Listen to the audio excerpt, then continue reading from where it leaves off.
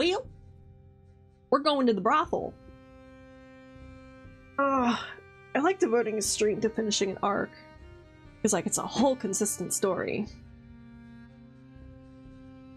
Big stretch. Oh, fuck. Motherfucker. My back hurt. The march back is mostly silent. How come you know where to find her and all that? I told you, right? That I work for someone, just like Renza does. When you come to the city and don't have anyone or anything, you end up working for them too. Well, not you, since the miss pays to keep you out of trouble. But the others, it's the cemetery if you're strong, the docks if you're smart, and if all else fails, you're sent to the pillow houses. Tell me about the pillow houses. Doesn't even matter if you're pretty or not, there's always demand. Silas. Duh. It breaks my heart that you know this. She shrugs. Silas. I've been around a long time. People come and go, and only those they deem valuable stay. You have no difficulty stepping into the city from the hinterlands. And what should I know? They're not really my kind of place. I wouldn't know. Not a problem. Lead the way. Eyes meet the Citadel, ever watchful over its subjects. The closest one shouldn't be far from here. You follow her to the ivy-infested alley and pop back into a small square lined by porticos. Silas keeps walking, using the Citadel as a reference. She gestures towards an alley and you peek in. Yep, pillow house. Men in open shirts and women in thin dresses speak among themselves in hushed voices. Some are sweeping the steps that lead inside. The alley is the cleanest you've seen so far. Your eyes sift through the faces, trying to find a familiar. Probably inside. They don't trust new people to fish for customers. The crowd noticed you. Their whispers turn into giggles. Buttons open and smiles are directed to you. Inside, quickly. I can't believe they're popping their buttons for me. Take your time to— ooh! Avoid making eye contact. Try to appear threatening. I like a good body. The woman crosses her legs and flashes you a knowing smile. Next to her, a man drums his fingers on his thighs, wrapped in two tight bands. I am no better than a man. Lemon flowers are sprinkled all around the dark room. It smells better than you thought it would. The sound of a fan slicing through the air startles you both. Hello. Sealed by a sheer drape, the abbess speaks. What is it you seek, if my sweetings outside are not for you? We came here to find someone. She hums. Did a lady from the countryside recently join your ranks? Her name is Rita. My ranks? Am I military now? And recently is a vague word, miss. My newest girl has been working here for 3 weeks. Is that reason enough for you? This is not the place. Thank you, ma'am. Let's bolt. Phyllis grabs your hand and takes you outside. You ignore the hollers of the people gathered around who make a token effort to get you to stay. I picked a fancier place first. Maybe I shouldn't have, given the state Rita's house was in. Well, it is true. Next pillow house is only 5 minutes away. Silas gives you a tour of the pleasure houses of the city. It's only after you visited several that you find Rita. Half a dozen or so workers are sitting on the low stairs of the establishment. Most are drinking, others are playing a game of pebbles. Buttons are missing from their clothes and shawls are draped over them to cover stains. When they notice you, a chorus of hollers rises to welcome you. We're here on business. Aww. Chatter resumes and they are happy to ignore you. You cover your nose as soon as you step into the pillow house. Sweat and bodily fluids form an earthy smell that scorches your nostrils. Ew. Not the stink of cum. Ugh. The rhythmic bumps against the wall make you blush. Hello? Oh, hey. I know it's a different lady. I know it's a different character, but it is the same, like, face model used, and I just want to imagine it's the same woman. but she's just wearing a different outfit. Like, it's a whole underground scheme of just one woman running the pillow houses. It's a laundry thing. It's a laundromat? It's money laundering. It's a laundering thing. I know it's a different character, but I just like to picture and imagine. The wizened face of a woman peeks out from the counter fashioned from a clothes rack. Yes, what do you need? We're looking for someone. Her name is Rita. She's been missing for some days. Who are you to her? Friends? She stares into your eyes with her own, steely and unflinching, until she is satisfied. She's upstairs, working. Silas grimaces. How long is it going to take her? The woman turns around. The wall behind her is covered by a rudimentary floor plan. Each room has an hourglass mounted inside, but only 3 of those contraptions have sands flowing. She's booked for 20 more minutes. Wow, that's gracious.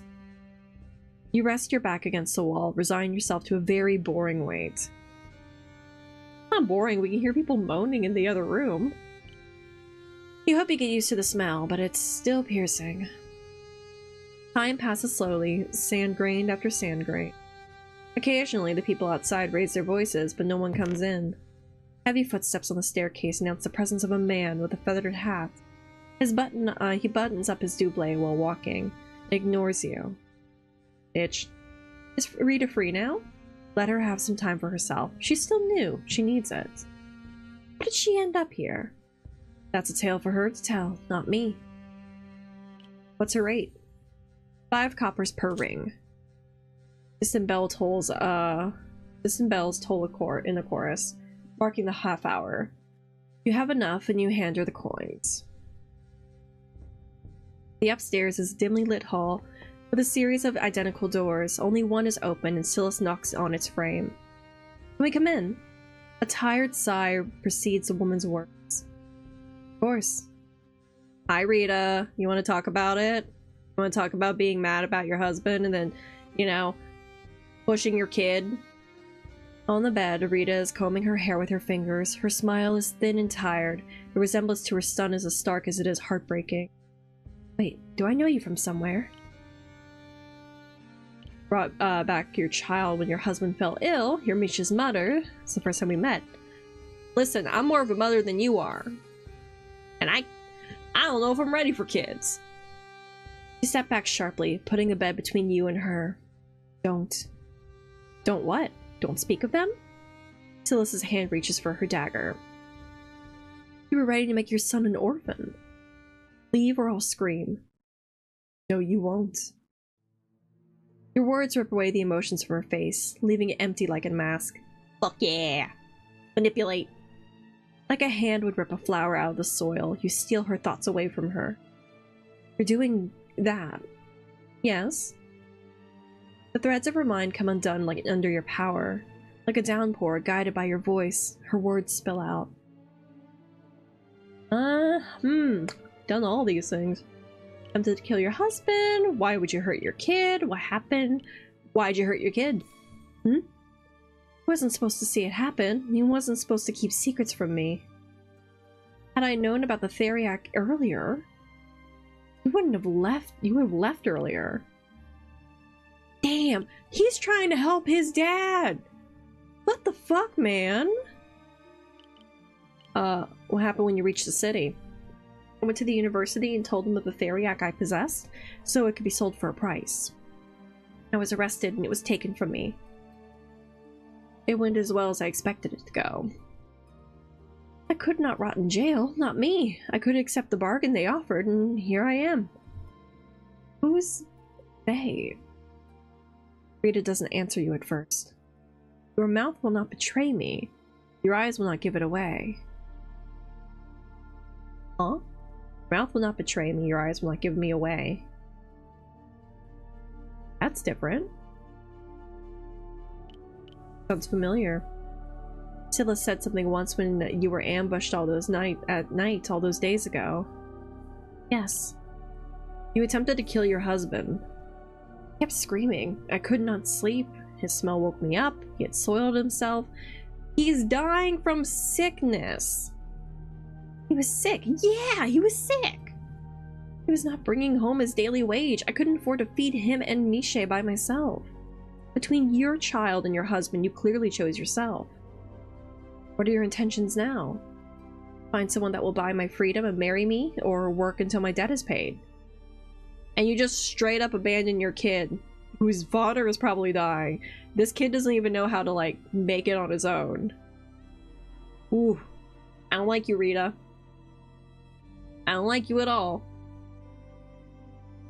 It's never going to happen just by staying here with a roof over your head and your belly full and your debt keeps going up. It's better than the life I had led before. That's... Phyllis's nostrils flare in anger as she puts her foot on the bed, ready to climb over and reach Rita. Tell that to your bloody child. I want you to look him in the eyes and tell him that you are ready to pretend that he never existed. God damn, I didn't expect this to get as dark as it is! Shit! Night-night, gamer! Sweet dreams! Or something! Silas. What? Ooh, you're scaring her. Miche shouldn't have to see this. Don't? Yeah, think of the kid. Night-night. Miche shouldn't have to see this. You don't want her to tell him that. You don't want her, to hurt him any further. You look at Rita, still under your thrall. Are you ever going back to your husband and child's life? Wouldn't be back in them? Can't. She can't leave. I don't want to. Even if she wanted to, she really doesn't. I don't take kindly to people who try to leave. What then? Tell them that I am dead. I can arrange that. Silas's hand slides over her concealed dagger. Same. Hers is a fleeting thought, one she decides not to act upon. Damn it. We're done here. Yeah. Thank you, Rita. The woman wheezes, out of breath as she regains control of herself. The abbess's eyes follow you from her room to the gates, yet she does not speak. The fresh air outside is a welcome change, and you take a mouthful of it. That was... Silas begins to run. Silas? Jason. She's not as fast as you know she could be. Once she puts up a couple streets in the distance between the pillow house and herself, she slumps against a wall. Phyllis. Her hand reaches out for you. Oh yeah. Hug. She begins sobbing into your shoulder. Do you think my parents did what that woman did? They saw no out, so they decided to leave me at the temple? Oh. That's why she was so interested in Miche's mother. And then they were too ashamed to find me, even if they could have done so? It's a wall. I hate it. I hate this. I hate it. I just don't understand. How could someone want a child, raise them for so many years, and then want nothing to do with them? How could she? Oh, Silas. Why couldn't she be dead? Then I wouldn't have to know how empty and cold her heart is. May the Prime's retribution tear her asunder and kick her sorry ass into the hells. She wipes her tears away. Screw her for making me cry like this. Yeah, that's right. Talk shit. It's alright to feel upset. Her eyes filled with tears once more. Really? Of course. Thanks. You don't know how long Silas cries, and she does not say anything, and you do not ask. I'm glad the miss is not here to make fun of me. How terrible do I look? You don't look terrible. You look like someone who just stopped crying, which means terrible. She elbows you gently. We should go back. You're stopped at the gates by a guard. Miss, could I have your name? Josie. Buglassy. And your bodyguard is Silas? Silas steps in front of you. Is there a problem? Not at all. I was instructed to inform you that you should head to the apothecary. I don't know which one. The mage seemed to assume you'd know. You exchange a look with Silas. Thank you. She tips her feathered hat and returns to her position. That's not good, is it? Marine is pacing outside Nessa's shop. Her usual neat braid has come undone. Her eyes are wild with fear. Oh no, is the guy dead? When she sees you, a cracked mask of composure makes her straighten her shoulders. Good evening. Doesn't look like one, judging by your face. Did you find her, Chussy? Miché's mother is working in one of the pillow houses. She won't be coming back. Is the squirt safe and sound? Oh, well?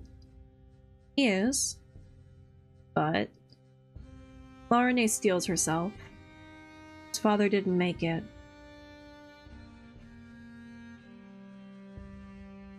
What? He passed away during the carriage ride, next to me, next to his son. You ordered a carriage ride for him? I thought we could host him in the refrain. I was gonna make it happen. Larene begins pacing back and forth. But I couldn't. He was whispering. I thought he was feeling better. He was... Mask slips away and she begins crying. He was calling for his mother. Oh god, Marine's not cut out for this. She's so sensitive. You should not see me like this.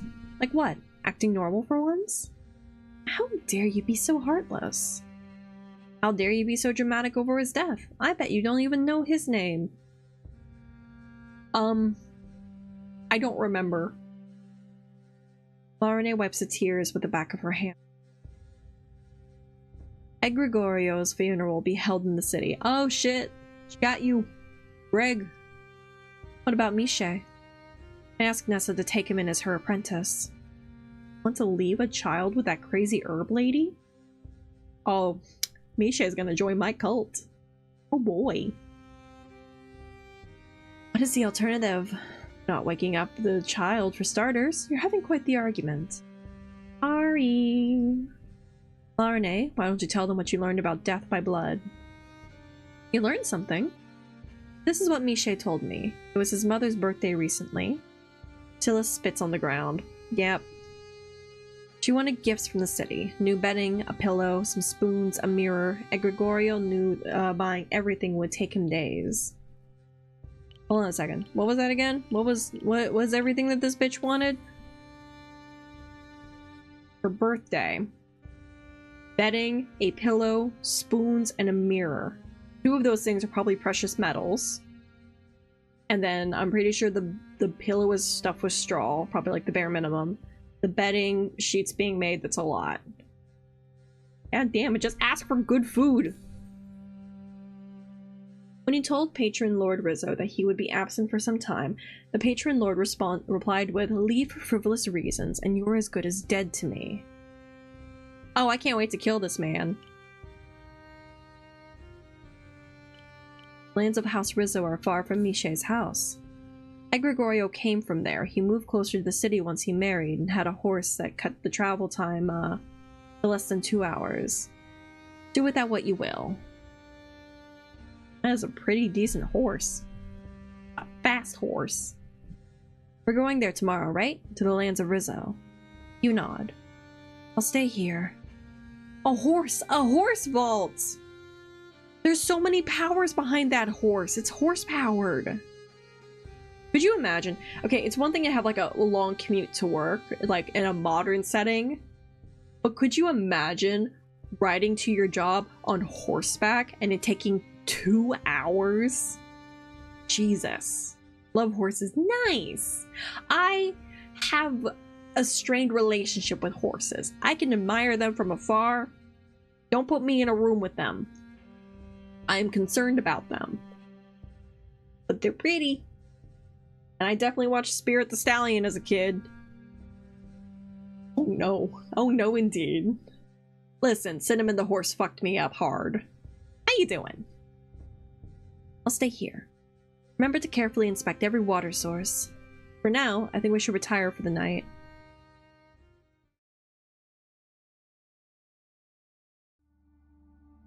They will all die, prized like the donkey is, for their work, not their being. Will you let them? No. Why? Why do you want them? Do you want them to die? It wants nothing. I'm not letting them die. I'll kill a man. You rush through your morning rituals with a purpose and head outside. You're the first at the gates. Why do you feel watched? Good morning. Atri's form coalesces from the shadows as pure darkness in the morning light. Atri. A crimson splatter catches the light on her rags. Your command over the shadows grow. Have you merged with them yet? You have seen her do it, but have never tried yourself. I wouldn't know how.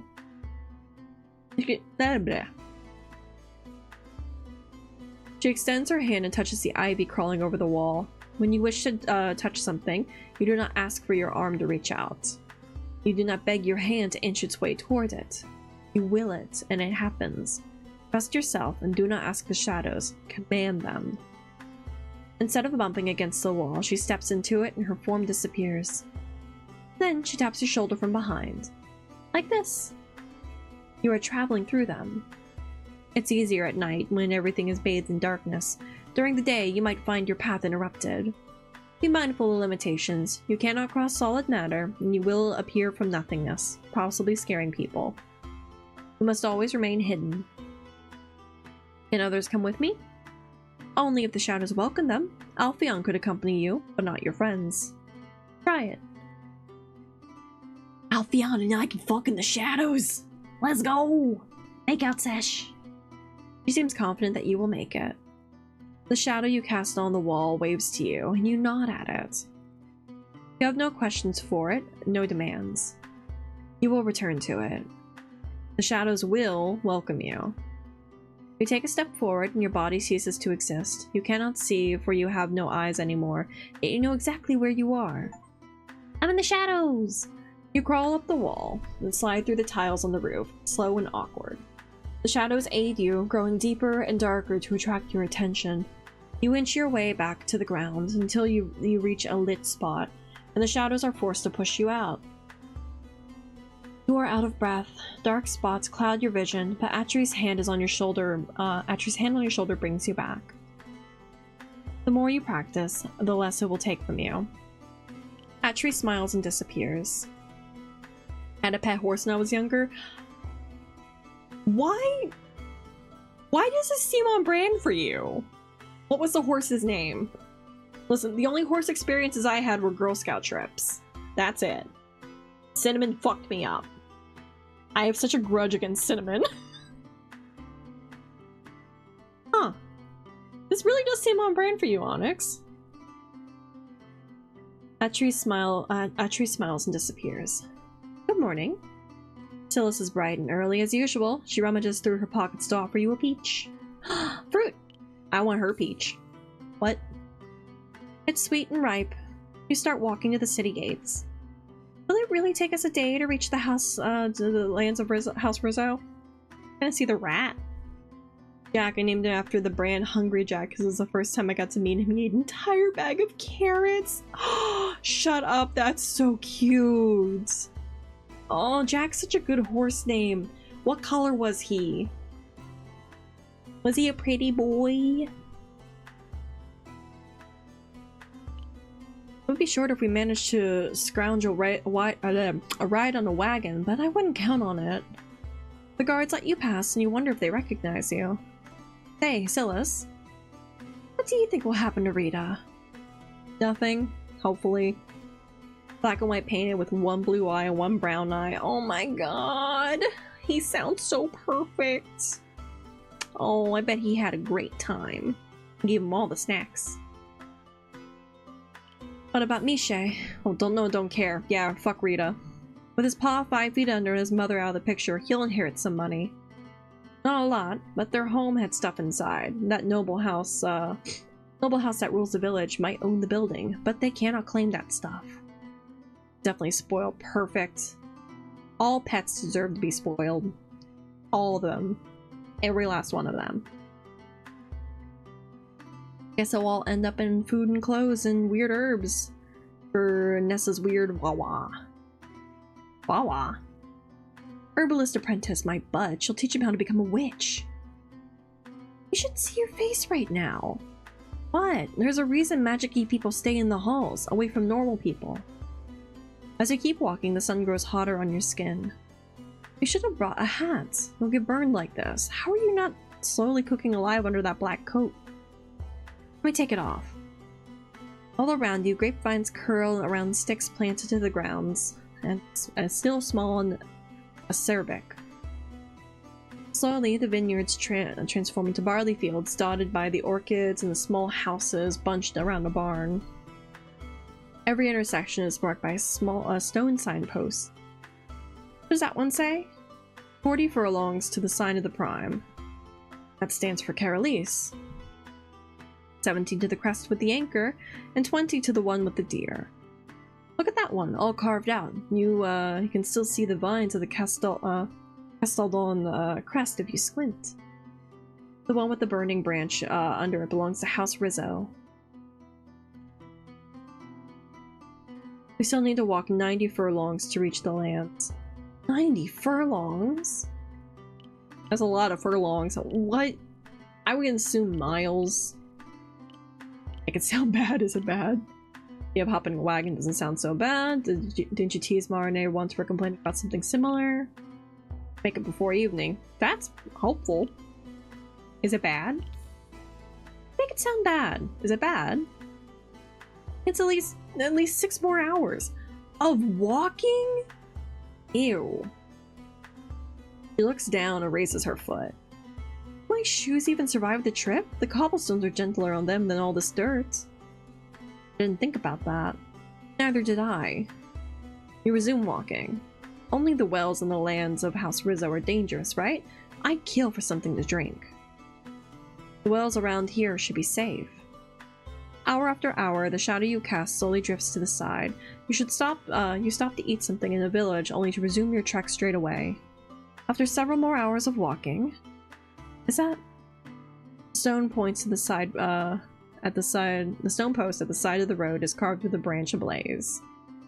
Lady of Dawn, you smile upon me. We're finally here. You look around. Wonder what we talked about for like 6 hours on the road. We're in the middle of nowhere. Let's find the closest village. Good idea. If we follow the road, we're bound to see the proper signpost. You find one a couple minutes away by an intersection. The closest village, Santana, is that way. It's a familiar name, one you sent several letters to back at the temple. I hope that they have an inn. Ooh, a village. The first thing you notice about Santana is the sweet smell. Lamps adorn the front of many houses, and instead of being filled with oil, they contain a smoking incense. As far as the local traditions go, it's not the worst. Smells nice too. Santana's Inn is a 2-story building, adversed with a hanging sign of a sickle. Dying. The patrons, a less eclectic bunch than that of the Roses, are either eating or playing dice. They throw you some furtive glances, but keep to themselves. A comely woman with the ribbon in her hair comes to greet you. Welcome to the Sickle. You're not from here, are you? We're city folk. What you doing all the way out here? You exchange a glance with Silas. We're sightseeing. The innkeeper almost laughed in your face. And what's there to see? Grass. Well, I've never seen an incense burn outside before. That? Her face turned somber. It's a local tradition. It means that the family inside is in mourning. You recall the many smoking lamps hung outside. There's so many of them. There was an accident in the fields. Those are just those that were too injured to work were sent to the city to recover faster. They came back as corpses. You talk some more with her until the conversation shifts to the sleeping arrangements. The inn has a single shared room with several beds and a common bucket. Nope. I'm good. We're not staying the night. We gotta go. We gotta leave. I will sleep in the fucking grass. Scylla seems to share the sentiment. We'll worry about it later. We have more important things to do now, right? The bells of the local shrine toll happily, informing you that it's late afternoon. Let's not waste the precious daytime. You have some hours of light you can use. Let's find some isolated wells and see if there's anything strange in them. I think that is a good pause point. I have been reading for 3 hours. I'm EB.